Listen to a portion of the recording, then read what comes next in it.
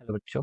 Let's read this question. So this question says, heat is transmitted from higher to lower temperature through actual mass motion of this molecule in option A is conduction, option B is convection, option C is radiation and option D is none of this. Okay, तो चलिए अब हम इस question को start करते हैं। तो देखिए बच्चों, इस क्वेश्चन का की कॉन्सेप्ट आप क्या लिख सकते हैं। The key concept of this question is, इस क्वेश्चन में आपसे बोला गया है कि heat is transmitted from higher to lower temperature through actual mass motion of the molecule in. हमारे यहाँ पर क्या कर रहा है, देखिए हीट जो ट्रांसफर हो रही है वो किसके कारण हो रही है, due to the motion of the molecules, molecules के मोशन के कारण हो रही है। और हमें बताना है कि इस प्रोसेस को हम क्या कहते हैं। ओके, सो देखिए बच्चों, इस क्वेश्चन का आप की कॉन्सेप्ट क्या लिख सकते हैं। The key concept of this question can be written as heat transfer. हम क्या लिख सकते हैं, heat transfer can be written as the key concept of this problem. यहाँ पर क्या हो रहा है, आपका हीट का क्या हो रहा है, ट्रांसफेरेंस हो रहा है। हीट ट्रांसफर करने के आपके क्या होते हैं, थ्री वेज होते हैं। फर्स्ट वेज जो आपका होता है that is called our conduction. Conduction एक वेज होता है जिसमें क्या होता है, आपका हीट के कंडक्शन क्या होता है, कंडक्शन में आपकी हीट ट्रांसफर होती है। और कंडक्शन में क्या होता है कि there is no movement of molecule, यानी कि यहाँ पर आप लिख सकते हैं there is no motion of the constituents या फिर no motion of the molecules. Molecules के यहाँ पर क्या होता है, कोई भी आपका मोशन नहीं होता है in process of conduction, conduction के प्रोसेस में। सेकंड आपको दिया है कन्वेक्शन। कन्वेक्शन में क्या होता है, कन्वेक्शन होता है आपका, कन्वेक्शन में आपका क्या होता है, there is motion of molecule. यहाँ पर क्या होता है, there is motion of molecule. और हमें क्वेश्चन में जो वर्ड यूज किया है mass motion of the particle, हम यहाँ पर वो लिख लेते हैं। आपका कन्वेक्शन में क्या होता है, mass motion of the molecules आपका यहाँ पर ये होता है। ओके, और आपका थर्ड दिया है, थर्ड आपका रेडिएशन। रेडिएशन क्या होता है, रेडिएशन के लिए आपको क्या होता है, यहाँ पर मीडियम की रिक्वायरमेंट होती है। रेडिएशन के लिए क्या होता है, आपका मीडियम की रिक्वायरमेंट होती है। और यहाँ पर हम, यहाँ पर क्या होता है, मोशन ऑफ द मॉलिक्यूल्स नहीं होता। Okay, there is no medium required, यहाँ पर हम लिख सकते हैं there is no medium required, यहाँ पर मीडियम की रिक्वायरमेंट ही नहीं होती है। ओके, तो ये आपका क्या होता है, कंडक्शन। अब देखिए सबसे पहले हम डिफाइन करते हैं आपका कंडक्शन होता है क्या है।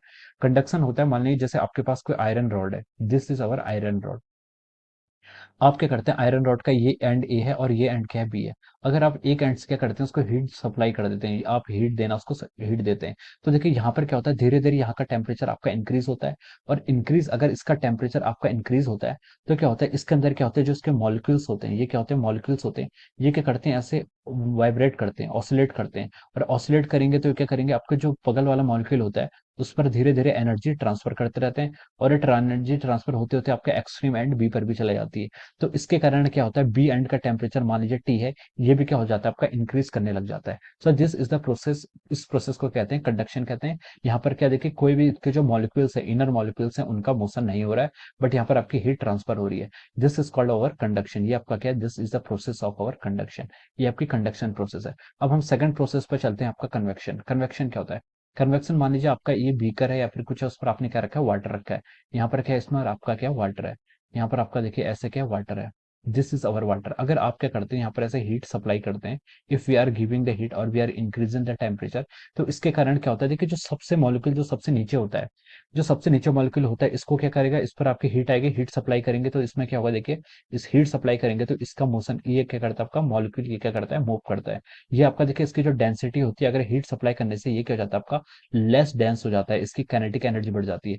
तो अगर ये लेस डेंस होगा तो ये ऊपर की तरफ आने की कोशिश करता है, तो ये आपका क्या करता है, ऊपर की सरफेस की तरफ आता है।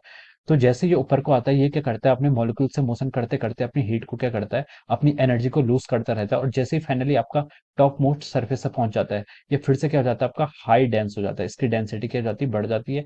फिर जैसे ही हाई डेंस होगा, ये फिर से आपका नीचे आएगा। तो इस तरीके से यहाँ पर मोशन चलता रहता है। ठीक है, तो हम देख रहे हैं यहाँ पर आपका क्या हो रहा है, यहाँ पर जो आपके मॉलिक्यूल्स हैं, वाटर मॉलिक्यूल्स हैं, ये क्या कर रहे हैं, हीट को ट्रांसफर कर रहे हैं। कैसे कर रहे हैं, by the motion of the molecule, molecules का मोशन होता है। तो such type of process is called our what, such type of process is called our convection. तो इस प्रोसेस को हम क्या बोलते हैं, इस प्रोसेस को हम क्या बोलते हैं, आपका कन्वेक्शन बोलते हैं। और थर्ड होता है आपका हीट ट्रांसफरेंस का फिर रेडिएशन।